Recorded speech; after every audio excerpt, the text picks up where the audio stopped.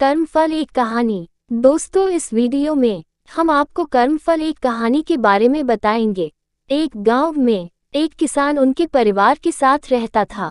किसान और उनका परिवार एक संत महात्मा की सेवा किया करता था और संत महात्मा के उपदेश पर उनका परिवार जरूरियातमंद लोगों की सेवा भी किया करता था। उनके परिवार में सभी लोग प्रेम भाव से रहते थे, लेकिन उनका एक बेटा था जो कि दोनों पैरों से अपाहिज था। सेवा करते करते बरसों बीत गए।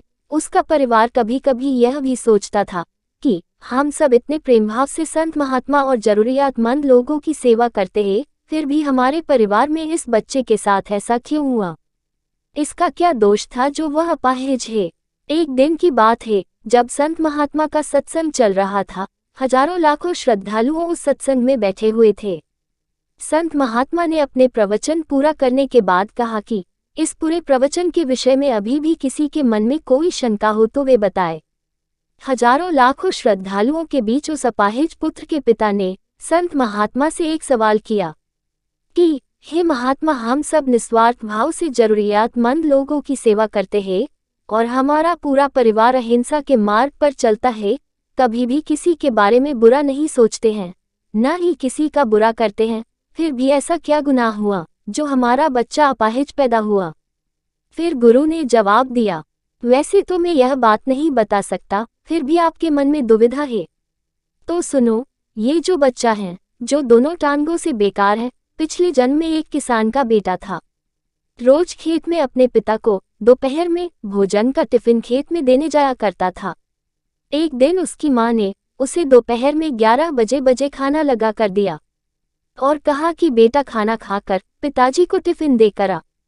इसकी माँ ने खाना परोसकर थाली में रखा कि इतने में उसके किसी दोस्त ने आवाज लगाई तो ये खाना वही छोड़कर अपने दोस्त से बात करने बाहर चला गया। इतने में ही एक कुत्ता घर में घुस आया और उसने थाली में मुंह डाला और रोटी खाने लगा।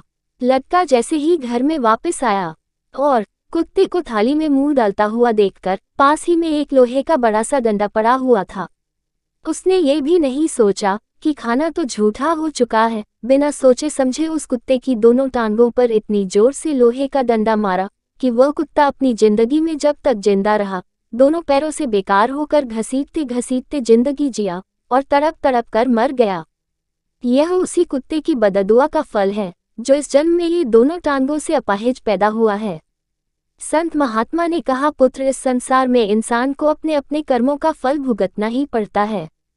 इस जन्म में अगर किसी की टांग तोड़ी है तो स्वाभाविक है कि अगले जन्म में आपकी टांग टूटनी ही है।